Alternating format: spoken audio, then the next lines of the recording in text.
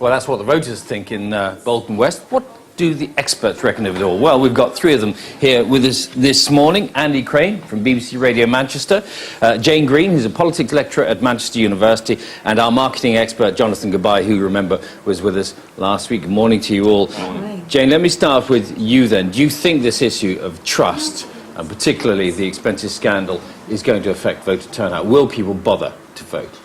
Bill, I think it could go one of two ways, actually. I think some people, ultimately, yes, I think they'll stay at home because they're angry and fed up and they don't think it's going to make any difference which way they vote for the outcome of the election. And then I think, on the other hand, people are angry and they're going to want to have their say. And actually, our data suggests from the British election study that people are going to vote in higher numbers than in the last general election. Andy, you have a phone-in. Yeah. On the radio at lunchtimes, and presumably this has been a big deal for your listeners over the Absolutely. past year or two. When the expenses scandal first broke, they were all over it and absolutely furious. And yesterday we were discussing manifestos because Labour Party launched theirs, Tories today. See, this is typical. This is from Kay, Karen in Stockport, who texted yesterday. She said, "I would like to see a line added to the end of each party's manifesto. If we are unable to achieve at least 75% of the aims listed above, we will admit to the electorate that we are incompetent and will resign." Trust with politicians in terms of their honesty and their admission of failure occasionally. Politicians, it seems, are unable to say sorry, and they're unable to say that we got it wrong. And if they could do that a bit more, people might trust them a bit more. Well, Jonathan, maybe that's an idea. Well, you know, if we don't fulfil 3/4 of our commitments, we'll just step aside. I mean, it would be, the voters would love it, wouldn't they? From a branding point of view, the way it works is this, is that in the past they give a broad issue campaign. So broadly, this is what we're about. And you'll see, as we get closer and closer and closer to the golden date, the issues will become more and more focused. And then people will decide upon those focused issues. And then they're going to decide whether people are telling the truth or not the truth. How they're going to decide? By what I call a political point of difference. Clear water between one side and another side. Otherwise, it all gets mashed up into not quite sure what this means. And that's a bit of a problem, Jane. How much clear water is there between the parties? It's a really good point, and it's a really big problem. So over time, we saw that people used to think that the parties were really different, and they could understand that politics was about left and right. And now voters just don't see those differences anymore. So if you're talking about what is the issue that's going to drive this election, and how are voters going to decide whether the parties have a dividing line, it's going to be about the economy.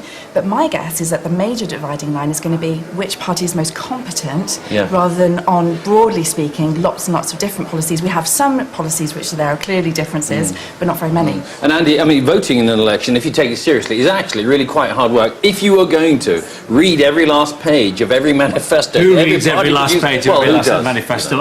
Not many of the people who listen to BBC Radio Manchester, I would imagine. Some might. So they rely on people like Jane and journalists to sort of filter it down for them. And then it's back to this trust thing. Do you believe what Mr Brown, Mr Clegg and Mr Cameron say they are going to do? Or do you, like Karen in Stockport, think that once they've said it to get your vote, they'll then ignore it? How do we decide whether we trust the politicians? In advertising, what happens is they put across very clear messages and consistent messages, and they repeat the messages time and time again. What they have to do now is have consistency, have clarity, and repeat it so that people can understand what it is that this party stands for, what it is that that party stands for. Because when you get a mishmash between the two, then people think, you know what, I don't understand you, so therefore I don't trust any of you. We've got to have consistency and we have to have clarity. The thing is, Jane, I remember when I first voted, which is rather a long time ago, we were sort of talking about back in the 70s, people then you say, oh, politicians, they're all the same. And then people just, actually, the opinion hasn't changed in a generation. Do people really have a lower opinion of politicians now than they did back then? What's changed, Bill, is that a number of things have changed in the electorate. So people are less strongly attached to political parties. People are not voting on the basis of their kind of social class. All those kind of things that rooted people into political parties and to political party choice have changed.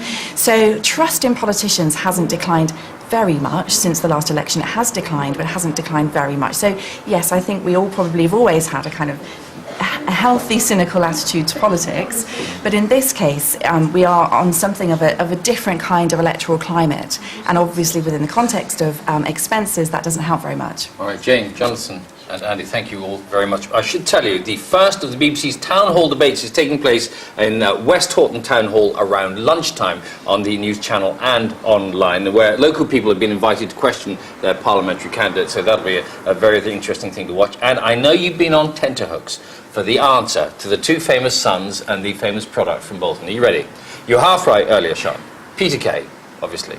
Amir Khan, the boxer, which Chris got earlier. You won't get the last one. You ready? The ice cream wafer sandwich. The ice cream wafer sandwich. I love those. Are they still making them? Yeah.